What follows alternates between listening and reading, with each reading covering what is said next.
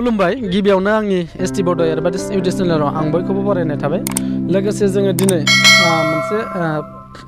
मा होनो बेखौ जिब जुनारनि गाबनाय बेखौ जोङो फोसावनो नागिरदों नोंथांमोननि गेजेराव जोंहा आंनि साखाथियावनो दङ मानगोनां बिथां देरहासार बसुमतारी बिथाङा गोबां रोखोमनि जिब जुनारनि सोदोबफोरखौ खुगाजों गाबनानै फोरमायनो रोंगौ बेनिखायनो बिथाङा माखासे जिब जुनारनि गाबनानै सोदोबफोरखौ गाबनानै फोरमायनो नागिरदों दा बिथाङा दिन्थिबानो जाबाय आदसा नोंथाङा खुलुमबाय ओरैनो नोंथाङा मा मा जिब जुनारनि सोदोब गाबनो रोंगौ मोनबेसेसो जाथोनि जेनेबा आंथ' माखासेखौ मुं मोननाय आरो माखासेखौ मुं मोनै 60+ नि आं गासै गाबनो हानाय अबस्थायाव दङमोन नाथाय दुखुनांथाव बाथ्रा थांनाय 2013 मायथाइयाव आङो गोब्राब लोमजानायनि जाहोनाव माने बेफोर गाबनायनि जि मोनसे आंनि रोंगौथि गोनां थानाय बे रोंगौथि थानायखौ आं गासैखौबो फारि फारि खोमानानै लाफिननाय बायदि जाबाय फारसे आङो दा प्रेक्टिस खालामनो हालिया जिहेथु मोजाङै प्रेक्टिस खालामोब्ला खिन्थु आंहा फोथायनाय मोनसे दङ आङो माने बेखौ हाफिनगोन खिन्थु नैबे गारमायाव एसे दुखु मोनो खारन माखासे गाबनायफोरा गारमा आरो सालायजों सोमोन्दो दङ स' आङो बे सालाय आरो गारमाखौ खालामनायाव आं एसे प्रब्लेम जायो बेनि थाखायनो आङो नांगौ बायदियै हालिया आं मोनसे बाथ्राखौ बुंनांगोन जे आं बेखौ माबोरै रोंदोंमोन निस्सय आं बेखौ माबोरै रोंदोंमोन आं बे रोंनायखौ बुंनो थाङोब्ला 2010 आरो 9नि गेजेराव आं न'खरनि आंखालारिनि थाखाय हाग्रायाव 4 दान दंफां हानो थाहैनो गोनां जादोंमोन आरो बे दंफां हानो थाहैनाय समावनो आङो सानसु समाव जेब्ला ओंखाम जानो फैयो बे समाव आङो सिरियैनो बे हाग्रा गेजेराव हाबनानै खोनासङोमोन बेयाव मा गाबदों मा जुनार गाबदों बा मा दाउआ गाबदों आरो बे गाबनायखौ लोगोसे आं हारसिंनो गाबफानो प्रेक्टिस खालामोमोन आरो आं बेबायदिनो सोलोंलांदों दा आं आसा खालामदों माने नाजानाय थायोब्ला बेनो आंनि माने मोनसे फरायसालि होननानै आं बुंनांगोन आरो जेनेबा बे हाग्राबारियानो आंनि मोनसे जिब जुनार गाबनायनि मोनसे बे अबस्थासिम फैनो हानायनि मोनसे फरायसालि होननानै आं बुंनांगोन गावनि गोब्राब नाजानायनि गेजेरजों गोजोननाय थाबाय अब्ला दायो नोंथाङा जे हायो बिनि जिब जुनारनि देंखोखौ सोदोबखौ माने गाबनायखौ आरोना बेखौ नोंथाङा मोननैसो दिन्थिनो हागोन नामा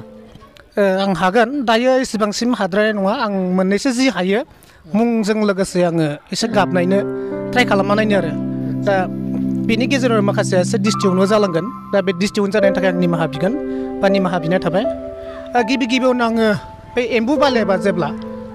थालिर गांखङाव थानानै गाबो अखा बोथोर समाव आं बेखौ गाबनायनोसै आरो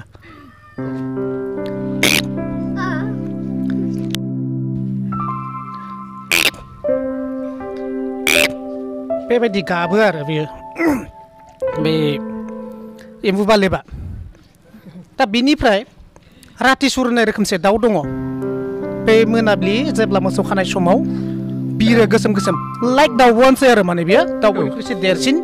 दा बेयो बिरलांनाय समाव गाबोमोन ओरैबायदि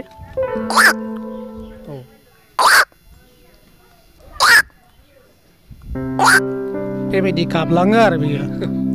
जोबोद मोजां जादों लोगोफोर नोंथांमोनाबो बेबायदि रोङोब्ला जेनेबा गावनि रोंगौथिफोरखौ देखायनो हागोन खुगाजों मा मा देंखो बरननो हायो जिब जुनारनि अनगायैबो आरो गोबां रोखोमनि गाबनाय देंखोफोर दामनायफोर बेखौ देखायनो हागोन बेजों लोगोसे नोंथाङा आरो हाबावगोन नामा गाबनाया ओरैनो सरासनस्रा दायो आङो मा होनना बुंगोन बेखौ न'नि दाउसा गाबनोसै आङो हमना ला न'नि दाउसाया गिनानै खारदों आरो हमनानै ला बा हमजादों आरो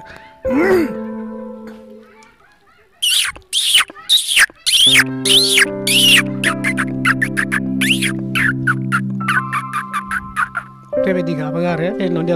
दाउसाया हमजानाय अबस्थायाव ओमफ्राय आङो मोनसे गाबावनो लुबैदों दा आङो बेखौल' गाबनानै आं दोनथ'गोन समनि आंखालबो आरो माने आं एसे प्रब्लेमबो जागोन दाउब'खौनो गाबनोसै आङो मोनसे जागोन दाउब'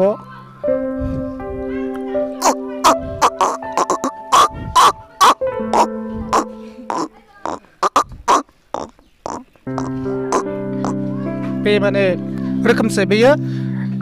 मा होनदों बे जेब्ला मोसौ खायोना दा ओंखारसिगोन ओइ मोसौनि उन जेब्ला फुङाव मोसौ खाहैयो दुब्लियाव गुफुर गुफुरै गोजौ जाथिसे दाउब'आ बे मोसौनि उन माने बे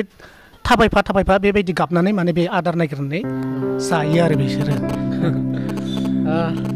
जोबोद गोजोननाय थाबाय बिथांनिसिम। बिथाङा बायदि रोखोमनि गाबनो रोंगौ खुगाजों, आरो बिनि अनगायैबो बिथाङा गोबां रोंबावनाय दंमोन। मानो होनब्ला बिथाङा गोबाव सम थाहाबनाय जाबाय नालाय, बेनिखायनो बिथाङा गावनि रोंगौथिखौ एसे माखासे खोमाना लानो गोनां जाबाय। अब्लाबो बिथाङा उननि समाव नाजानायनि गेजेरजों गासिखौबो लाबोफिनगोन होननानै बुंदों। दा अब्ला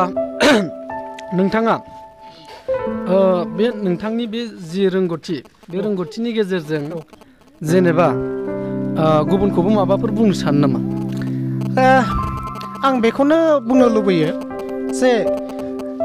मासे बिमाया जाबायदि गावनि आदारनि थाखाय खस्थ' खालामनानै जे सोंनानै आदारखौ बुथुमनानै लायो, बेबायदिनो जोङो नाजाबाय थायोब्ला जों माने हाया रोङा होननाय सोदोबा जेबो थाया। आसा फारिदों माने आं जाबायदि एसे एनै दिनै नोंथांमोननि सिगाङाव गाबनानै खोन्थाबाय, आरो बिनिख्रुइ साबसिन आरो सोरबा गाबनो रोंबावगोन बा गावनि लाजिनायखौ दोननानै गावनि रोंगौथिखौ जोङो फकासाव लाबोनो हागोन। आं बेखौ इयुन जोलैनि थाखाय बा नै इयुन जेनेरेसननि थाखाय, जायफोर यां जेनेरेसन बिथांमोननिसिम आं बेखौनो मेसेज होदों जे बेबो मोनसे गावनि रोंगौथि, जायनोखि गावनि आथिङाव गसंनो हानायनि मोनफा मोनफा बेफोरबो सोलोंथाइनि बाहागो। आं बेखिनिखौ मेसेज होनो लुबैयो। गोजोननाय थाबाय। अब्ला बिथांनिसिम बिथाङा गोबां बोसोन होदों। लोगोफोर, नोंथांमोनाबो जुदि सोरबाफोर बेबायदि